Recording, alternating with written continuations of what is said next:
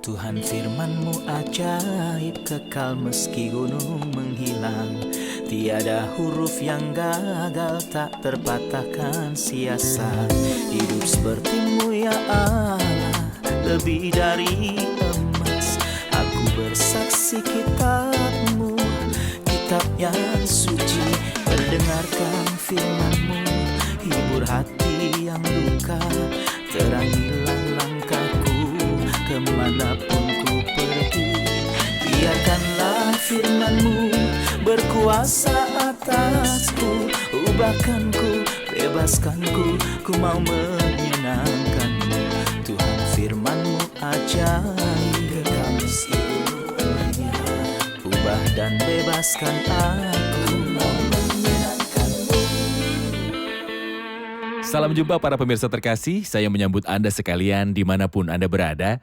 Dalam episode terbaru program studi harian kita, Semua Kitab Suci, di mana kami menyajikan sebuah studi lengkap dari semua kitab yang ada di dalam Alkitab, dari kitab Kejadian hingga kitab Wahyu, setiap hari dari hari Senin hingga hari Jumat.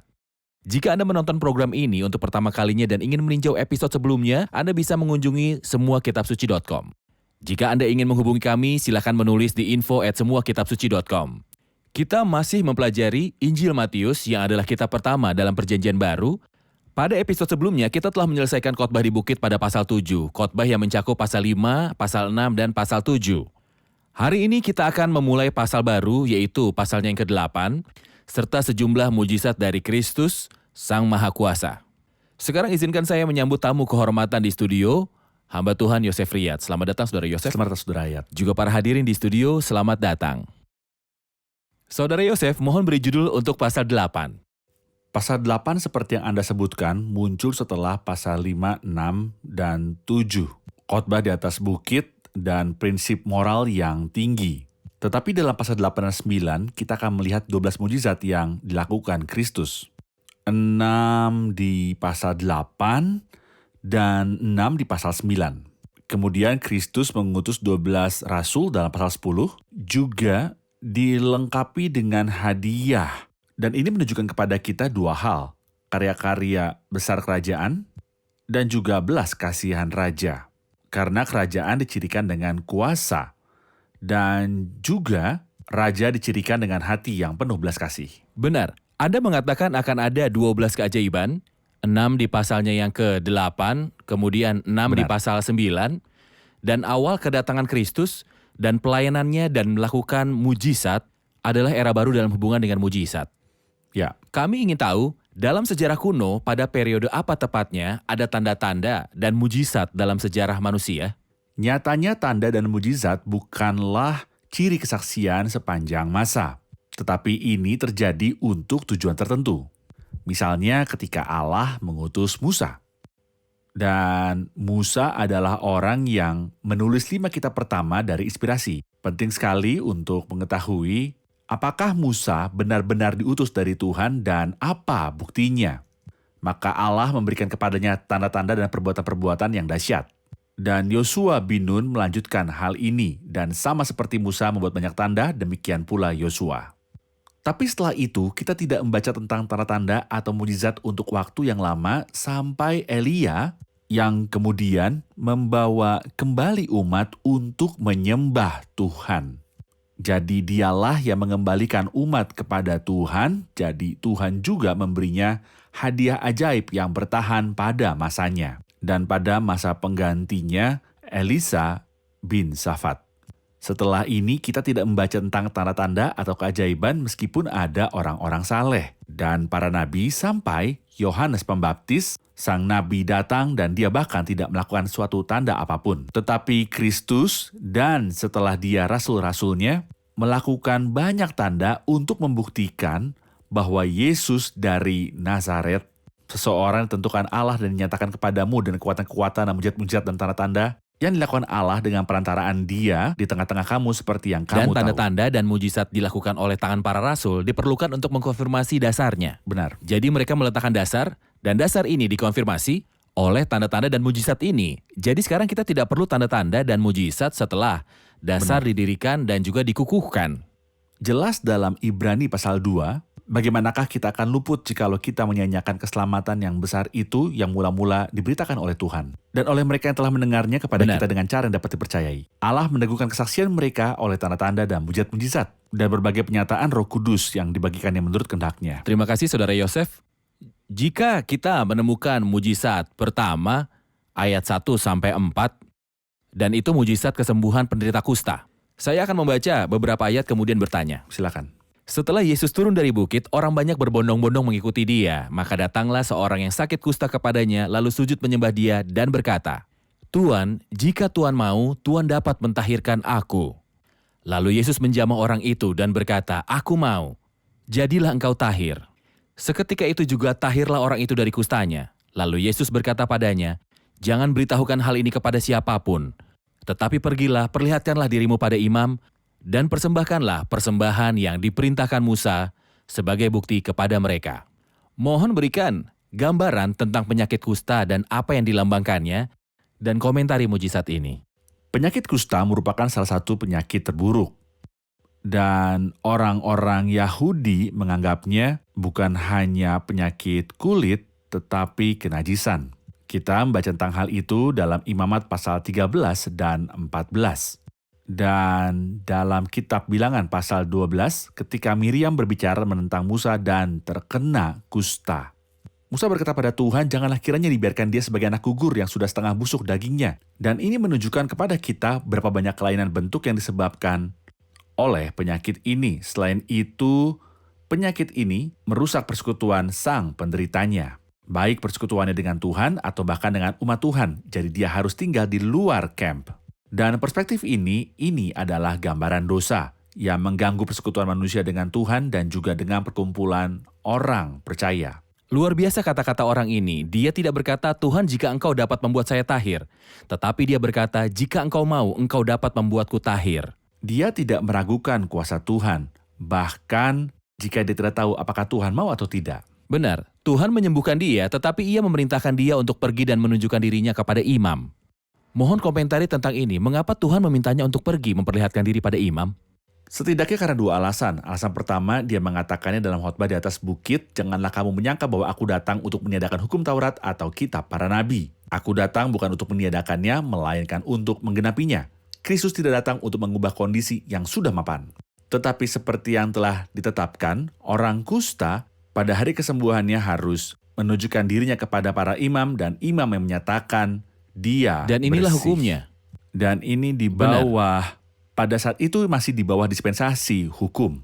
Alasan kedua, seperti yang Kristus katakan di sini, sebagai kesaksian bagi mereka, beritahukan pada mereka bahwa yang mau kuasa menyembuhkan penyakit kusta telah tiba dan sebenarnya tidak ada yang bisa menyembuhkan penyakit kusta kecuali Tuhan. Dan kita memahami ini dari 2 Raja-Raja 5 ketika Raja Aram mengirim kepada Raja Israel. "Hambaku Naaman, sembuhkanlah dia dari penyakit kusta." Raja Israel merobek pakaiannya dan berkata, "Apakah aku Tuhan untuk membunuh dan menghidupkan?" Dia mencoba menghasut masalah denganku dan memicu perang. Jadi ini menunjukkan bahwa tidak mungkin ada orang menyembuhkan atau membersihkan kusta melainkan Allah. Dan inilah keimamatan Lewi yang berakhir. Ya. Jadi sekarang kita tidak membutuhkan mediator antara kita dan Kristus. Tidak, ini adalah zaman hukum dan zaman hukum sama sekali berbeda. Karena banyak yang mengandalkan ayat ini dan berkata, Kristus berkata, "Pergi tunjukkan dirimu kepada imam." Harus ada perantara antara manusia dan juga Tuhan. Imam yang menerima pengakuan Anda dan memberikan Anda Antara izin. manusia dan Tuhan memang, tapi ada satu mediator. Antara Allah dan manusia sama manusia, Kristus Yesus. Baik, kita rehat sejenak dan kembali untuk menjawab pertanyaan hadirin.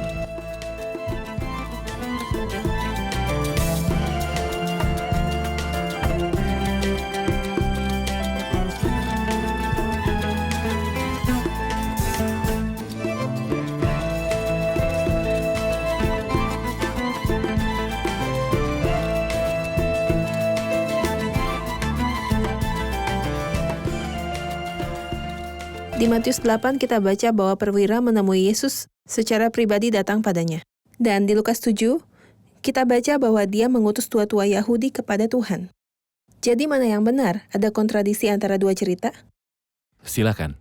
Tidak ada kontradiksi. Perwira mendatanginya melalui para tua-tua.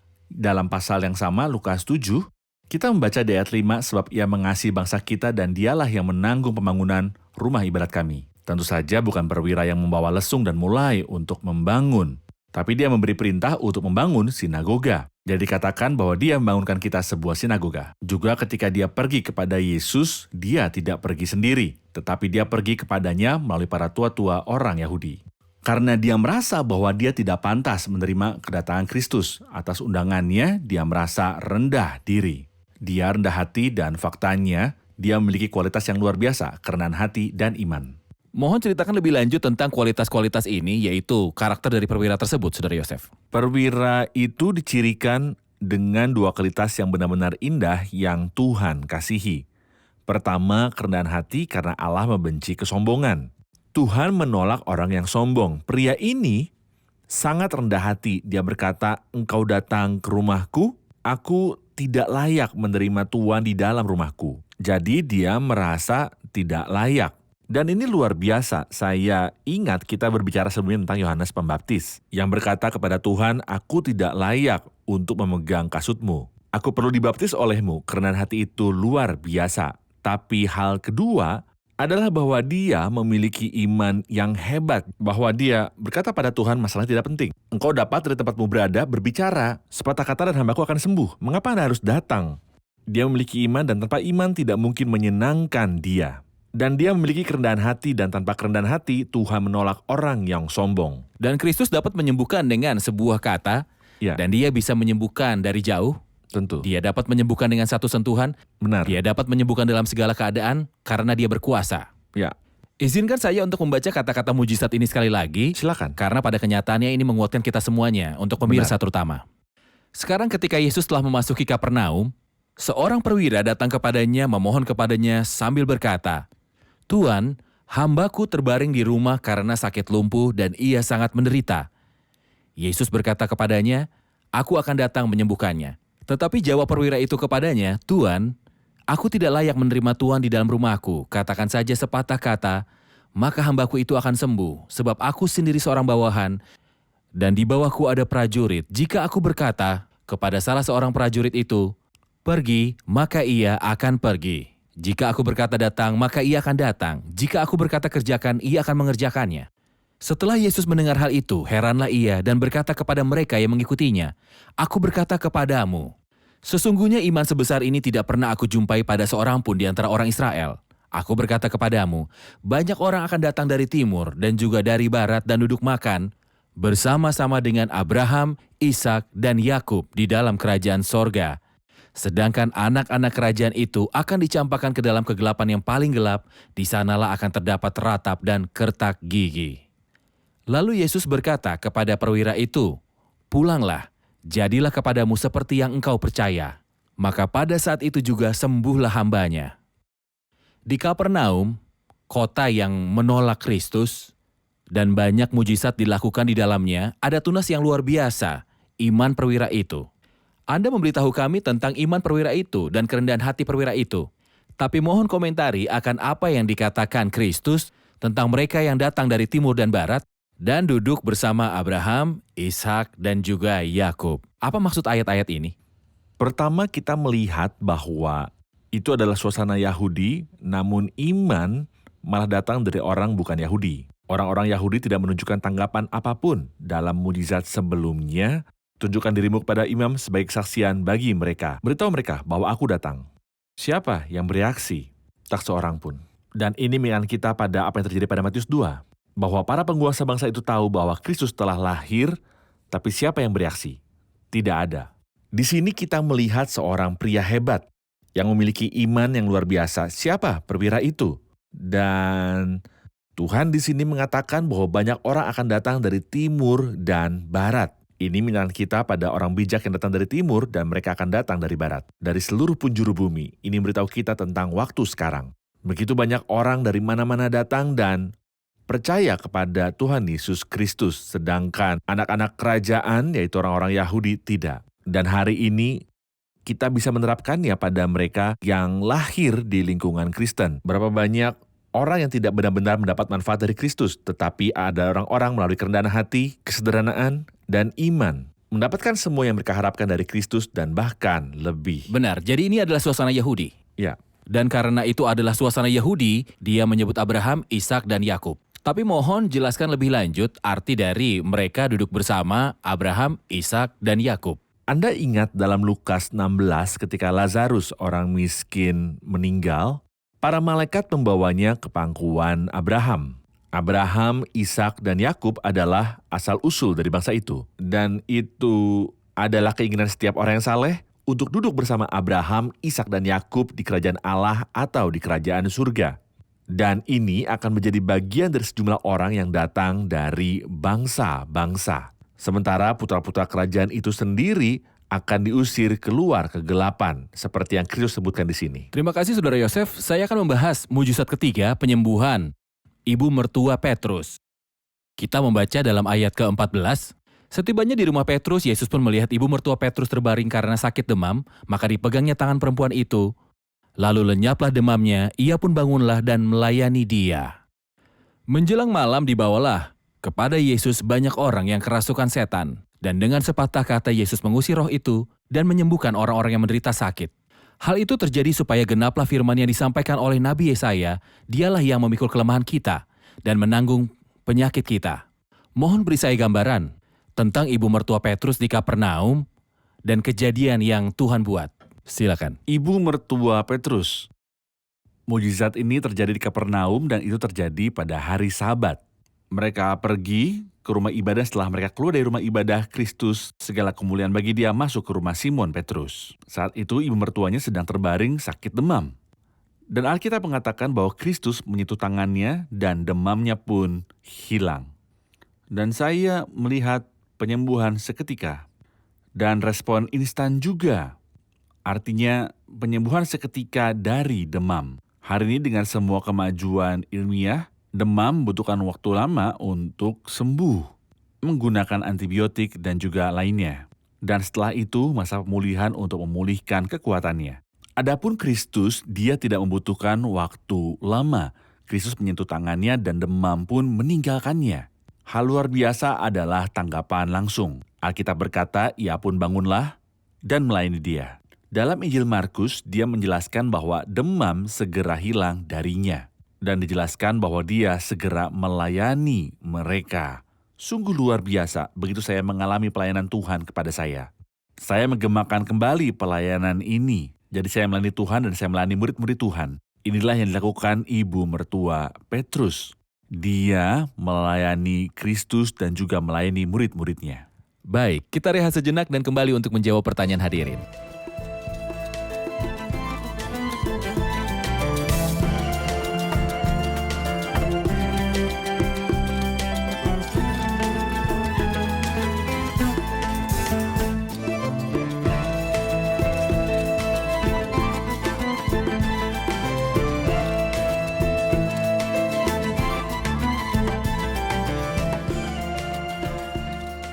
Kita lihat di sini bahwa ada 3 mukjizat tentang kusta, cacat, dan demam. Apakah ini memberitahu kita tentang orang berdosa atau sifat orang berdosa?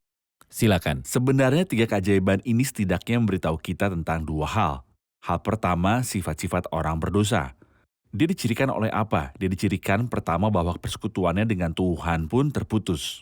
Dia memiliki penyakit yang akan menemaninya sampai kubur. Begitu juga kusta, tidak ada obatnya.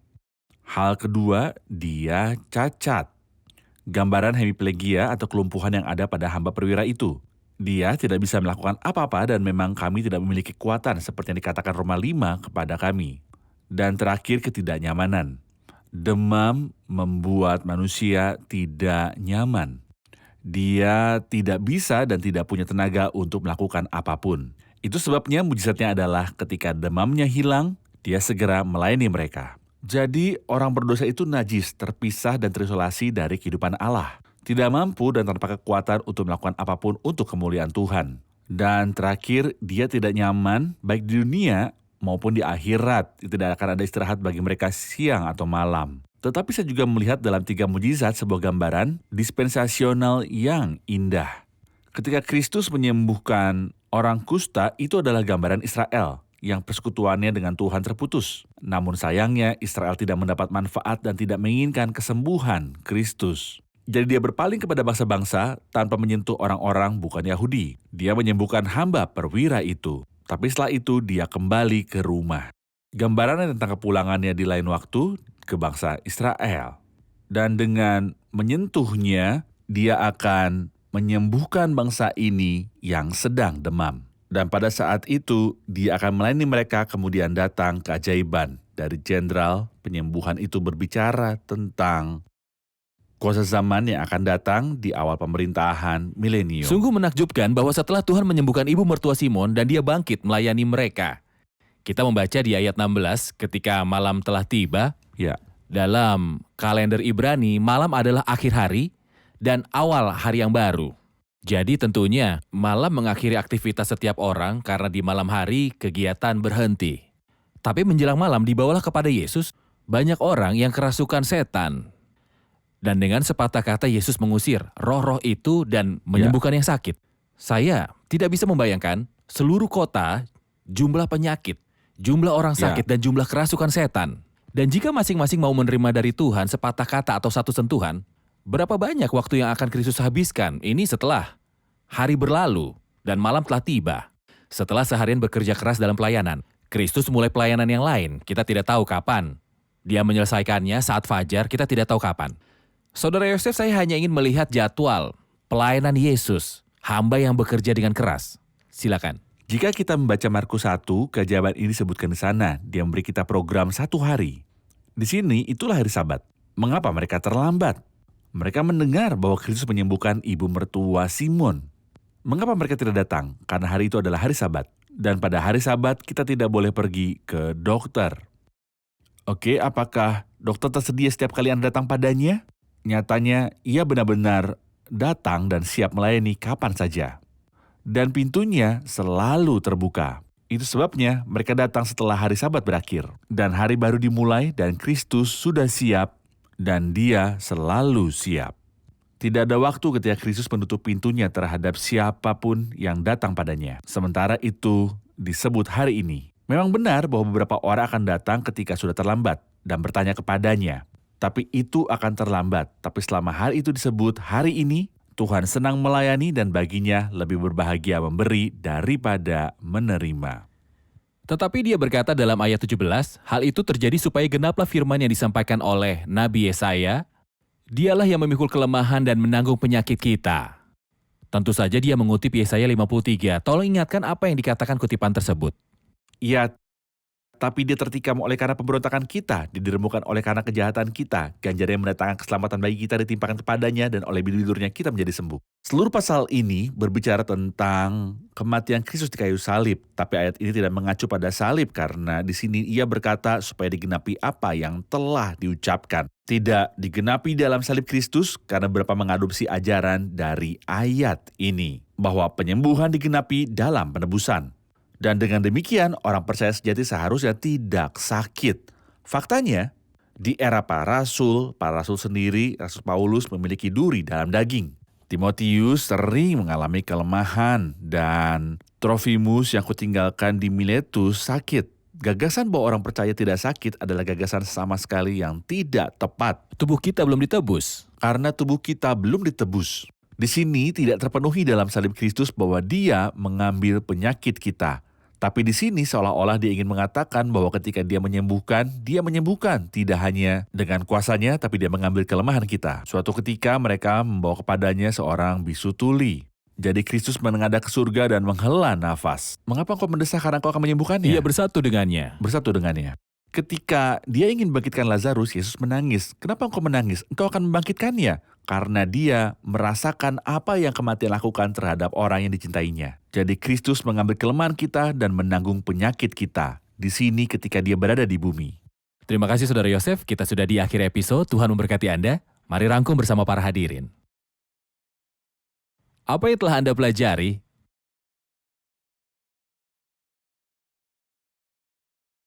Kita belajar dari perwira itu bahwa dia memiliki 2 karakteristik yang sangat Tuhan kasihi dan hargai. Hal yang pertama adalah kerendahan hati, dia merasa tidak layak untuk Tuhan datang ke rumahnya dan mengunjunginya. Dan Allah menolak orang yang sombong. Hal kedua adalah iman, dan Tuhan kagum akan imannya itu. Karena tidak ada di Israel iman yang seperti itu, dan saat ini kita temukan bahwa orang-orang dari timur dan barat mengenal Tuhannya, sementara mereka yang lahir di keluarga Kristen tidak mengenal Dia. Saya belajar bahwa kusta adalah penyakit yang mengerikan. Orang Yahudi saat itu menganggap sebagai sesuatu yang najis dan merusak hubungan orang tersebut dengan orang sekitarnya. Dan inilah gambaran dosa yang seseorang melakukannya, hubungannya dengan Tuhan terputus. Dan Tuhan melindungi kita dari melakukan dosa. Benar. Kita lihat dalam penyembuhan demam oleh Tuhan, indikasi orang berdosa dalam ketidaknyamanan dan kelelahannya, dan Dialah yang berkata, "Datanglah kepadaku semua yang letih lesu dan berbeban berat, dan aku akan memberi kelegaan kepadamu." Terima kasih, Tuhan memberkati. Terima kasih Saudara Yosef, Tuhan memberkati. Anda. Para pemirsa sekalian yang kami kasihi, Kristus datang dan menghadapi dengan semua jenis kesedihan dan rasa sakit dan penyakit. Dia mengumpulkan dalam pribadinya semua spesialisasi. Ia bisa mengatasi penyakit kusta, cacat, demam, dan berurusan dengan kerasukan setan. Jelas sekali dia berurusan dengan semuanya. Ada kesembuhan untuk semua orang. Pertanyaannya, siapakah yang bisa menerima kesembuhan? Orang yang percaya bahwa Kristus dapat menyembuhkan. Jadi perwira itu datang kepada Kristus dengan iman dan kerendahan hati. Di dalam Kristus tersembunyi semua berkat, dan di dalam Dia tersembunyi semua kuasa. Tetapi bagaimanakah Anda menerima dari Kristus semua kebutuhan Anda dan keperluan Anda, kecuali jika Anda datang kepadanya dengan iman dan kepercayaan? Jika Anda merasakan kenajisan seperti orang kusta, jika Anda merasa cacat Anda seperti orang lumpuh, jika Anda merasa berhalusinasi seperti ibu mertua Simon, obatnya ada di dalam Kristus, tabib hati dan jiwa, dan dokter untuk tubuh. Dan satu-satunya hal yang Tuhan ingin lakukan sebelum hal lainnya adalah untuk menyembuhkan jiwa Anda yang bermasalah dan hancur. Dan bagaimana jiwa bisa disembuhkan kecuali ketika mereka datang kepada Kristus sebagai Tuhan dan Juru Selamat, dan menganggap bahwa pekerjaannya di kayu salib adalah untuk Anda secara pribadi. Saya mengundang Anda, pemirsa terkasih, untuk datang dengan penyakit Anda, cacat Anda, kelelahan dan ketidakmampuan Anda, dan serahkan dirimu kepada Juru Selamat. Percayalah kepada Kristus. Anda akan mengalami kuasa kesembuhan dari Kristus. Pemirsa terkasih, sampai jumpa di episode selanjutnya. Tuhan menyertai.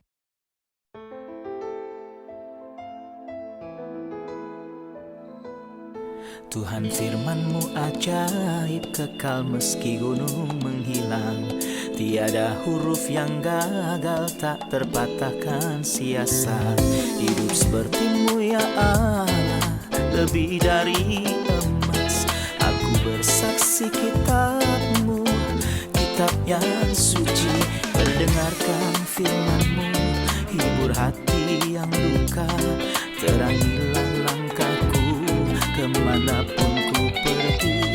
Biarkanlah firman-Mu berkuasa atasku. Ubahkanku, bebaskanku, ku mau menyenangkan-Mu. Tuhan firman-Mu ajaib, ubah dan bebaskan aku.